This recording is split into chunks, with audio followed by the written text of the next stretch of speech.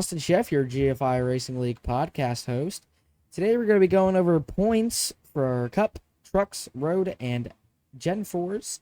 It was great racing this week, and I'm excited to tell you guys all about it. And let's get started.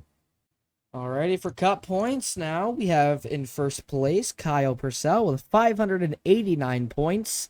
In second place, we have Mitchell Sundstrom with 559 points.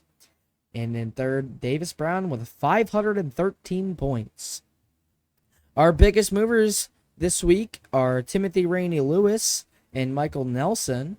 The downfall is Thomas Meeks, Nick Donati, Alex Fuller, Renee Richard, Devins Baker, Ben Ivan, Daniel McCurdy, and Derek Fye are the downfalls.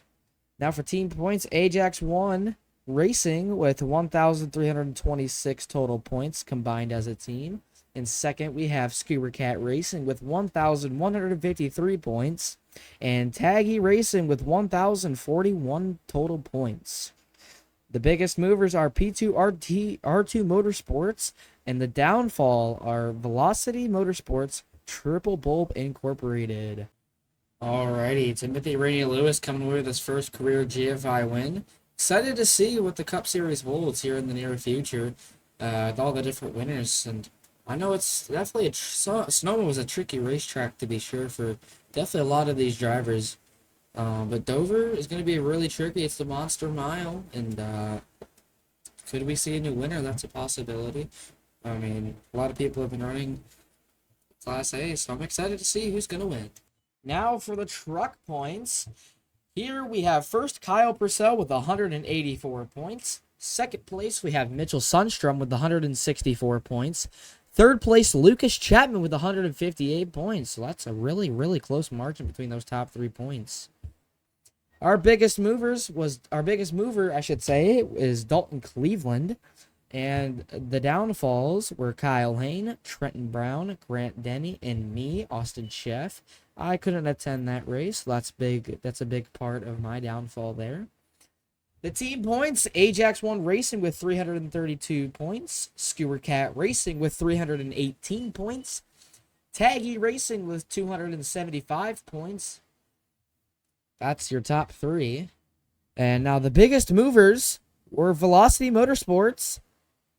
And the downfall was Skewer Cat Racing, FHR Motorsports, Aftershock Motorsports, Misfit Racing, P2 R2 Motorsports, and Ascend Motorsports. That was our truck standings update for the points here at the GFI Truck Series.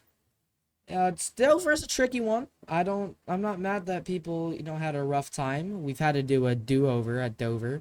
So it can be rough there at times, but it was a really great race overall, and I'm excited to see what the future in the Truck Series brings for all the other drivers that are excited to race in the Cup Series, along with the Truck Series and however other series they race.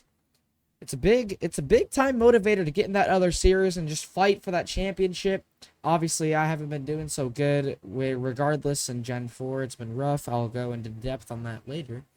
But the truck points have been pretty solid so far, and I'm excited to see all the different like the position, like the point changes, all the different winners, and the track variety, and how you got to get used to the track. So that's one key thing I'm definitely very excited about as we look forward into the last couple weeks of the Truck Series. Now for our GT3/GTP, or as some would say, Road Series. In first place, we have Stephen Verwayen with 1,865 points. And in second place, we got Kyle Purcell with 1,780 points. And in third place, Tyler Carson with 1,575 points. Our biggest mover was Harold Wilson during that race. Did a really, really well job there. Obviously, it's definitely tricky, especially at the end there at Road America. It rained, but that showed him that he didn't slow down. And the downfall for that race was James Polson. Rough. I don't think he attended, sadly, but that does cost him to go down in points. Now for the team points. Scooter Cat Racing with 1,722.9 points. Ascend Motorsports with 1,528.6 points. And last but not least, we have the Badmans, which is the team I race on, with 1,310 points. And there were no big movers in the teams that night, so that's it for the road. That was the road points, and obviously it was Road America. We raced there earlier in the Cup Series to replace the Mexico race, and it was wild. It started off nice and dry at the start, but as the drivers worked their way towards the end, I heard it was like downpouring rain, and it was like pretty hard to see at times, and it was very slippy and slidey. But that's what those cars are meant for. Those cars are indeed, in fact, to race on the wet surfaces of the track, and it can be slippery at times if you don't know how to handle a wet car with wet tires very well. So some of those guys did an amazing job there to continue doing what they can do and to battle out for their positions, as they showed no mercy to slow down, and they wanted to keep pushing regardless of the rain not slowing them down. And it was a great finish overall there at Road America, and I'm excited to see what else we look forward to in the GT3 and GTP future if we keep it in the Cup Series, or not the Cup Series, sorry, in the GFi Racing League, or if we just remove it and replace it with a different series. That's a possibility too, but I'm excited to see where GT3 goes, and I'm excited for next week's points update.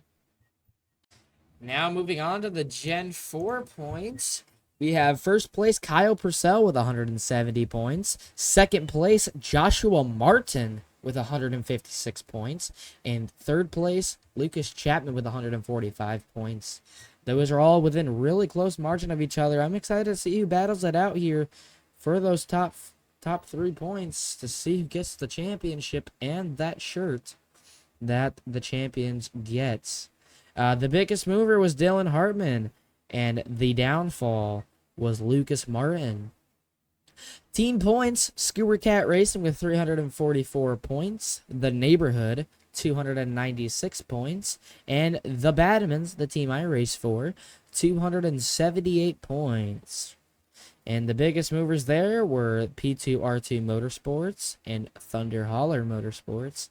And the downfall was Ajax 1 Racing.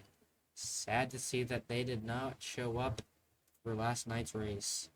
Those were the Gen 4 points. Now I'm going to go a bit in depth on how my race went at Auto Club. I qualified P6. I was a bit nervous because I figured I was going to be a little bit slower than the leaders. So I figured that was going to give me a bit of a disadvantage at times, especially in the corners. I mean, the corners are definitely tricky. You got to find that line, got to stick to that line, and you got to definitely choose on which line is better, whether it's tire saving or you're trying to make the moves.